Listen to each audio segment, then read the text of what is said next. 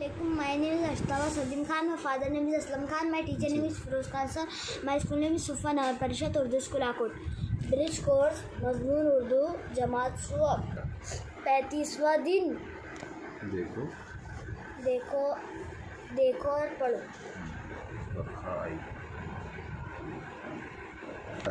बरखा आई मन को भाई, काली काली बदली छाई, आए बादल छाए बादल, गन गन गन गन गरजे बादल,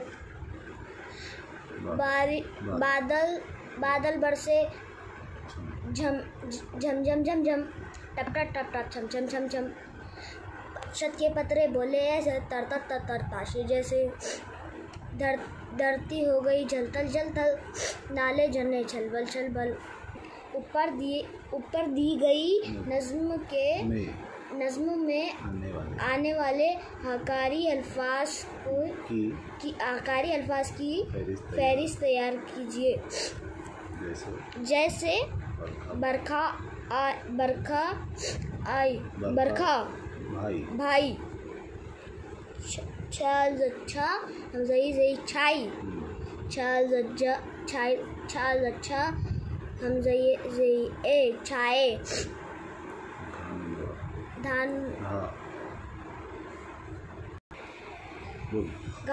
गानून ज़बगन, झामीन ज़बझम, छामीन ज़छम, छाते ज़छत, दारे ज़बरदर, धारे ज़बरधर, तेई ज़िरती धरती, थालाम ज़बरथल, शालाम ज़बरछल। आओ मश्क करे,